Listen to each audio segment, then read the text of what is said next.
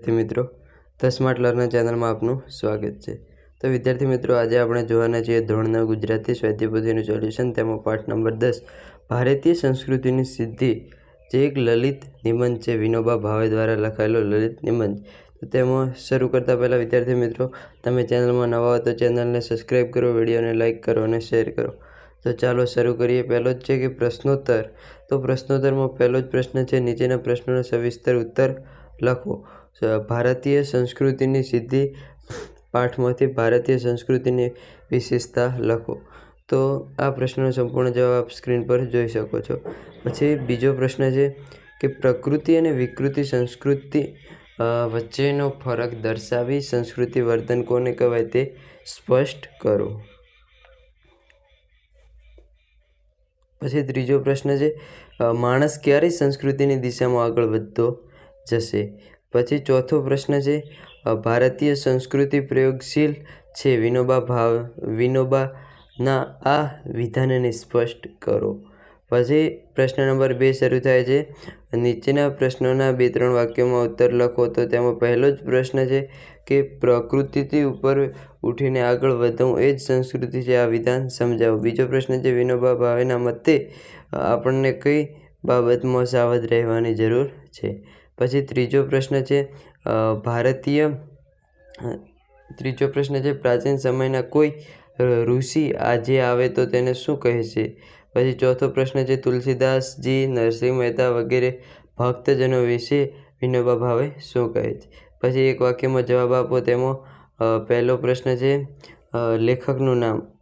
તો વિનોબા ભાવે। સાહિત્ય પ્રકાર લલિત નિબંધ। પ્રકૃતિ એટલે સહજ સ્વભાવ। સંસ્કૃતિ એટલે સહજ સ્વભાવથી ઉપર ઉઠવું। વિકૃતિ એટલે સહજ સ્વભાવથી નીચા પડવું। અને ઉપવાસ કરવો એ શું કહેવાય, સંસ્કૃતિ કે વિકૃતિ? તો કહેવાય સંસ્કૃતિ। બીજાની મહેનતનું લૂંટીને ભોગવતા રહેવું તેને શું કહેવાય, વિકૃતિ। તેવા જ ટૂંકા પ્રશ્નોના જવાબ આપ સ્ક્રીન પર જોઈ શકો છો। પછી વ્યાકરણ વિભાગ શરૂ થાય છે। વ્યાકરણ વિભાગમાં પહેલો જ પ્રશ્ન છે કે નીચેના શબ્દોની જોડણી સુધારીને લખો। પ્રકૃતિ, પૃથ્થકરણ, આધ્યાત્મિક, ઋષિ, પુણ્યભૂમિ, અદ્વિતીય, વિશ્લેષણ, ભારતીય। પછી નીચેના શબ્દોના ધ્વનિ ઘટકો છૂટા પાડો। આધ્યાત્મિક, વિશ્લેષણ, અદ્વિતીય, પૂર્વજો। પછી રેખાંકિત સંજ્ઞાનો પ્રકાર જણાવો। ભૂખ ભાવવાચક, માણસ, પશુ જાતિવાચક, ભારત એક વ્યક્તિવાચક થશે। પછી યાસ્કાચાર્ય વ્યક્તિવાચક, બળ ભાવવાચક। પછી નીચેના શબ્દોમાં વિશેષણ શોધીને લખો। કયો પ્રશ્નાર્થ, સુસંસ્કૃત ગુણવાચક, સંસ્કૃતિનું રૂપ સંબંધવાચક, કોઈ એક અનિશ્ચિત સંખ્યાવાચક, હજારો સંખ્યાવાચક। નીચેના શબ્દોના સંધિ છોડો પ્લસ જોડો। તો તે આપ સ્ક્રીન પર જોઈ શકો છો। પછી છઠ્ઠો ક્વેશ્ચન છે, નીચેના સમાનાર્થી શબ્દોનો અર્થ આપો। ચીજ, વસ્તુ, ફરક, તફાવત, પ્રાકૃત, સહજ, સાવજ, સજાગ, પગલું, કદમ, નિષ્કર્ષ, સાર, મોજૂદ, ઉપસ્થિત, ઢાંચો, માળખું, ઋષિ, મુનિ, ગૌરવ, બહુમાન, શિખર તો ટોચ ને પવિત્ર તો પાવન। નીચેના શબ્દોમાં ધાતુ પ્રત્યય લગાવીને નવો શબ્દ બનાવો। ઉઠવું તો ઉઠક ને વધવું તો વધાય। પછી નીચેના વાક્યોમાંથી સર્વનામ શોધો। આજે પશ્ચિમના લોકો વિજ્ઞાનમાં ઘણા આગળ વધ્યા છે, તો આજે। બીજામાં આપણે પોતાને, આ, હું, અહીં। નીચેના રૂઢિપ્રયોગના સાચા અર્થ શોધીને લખો। ઉપર ઉઠવું, ચડિયાતા થવું, નીચે પડવું, વધારે ઉતરતાપણું દર્શાવવું। મહેનત લૂંટવી, પરસેવાની કમાણી પચાવી પાડવી। ભોગવવા, ભોગવિલાસ માણવા।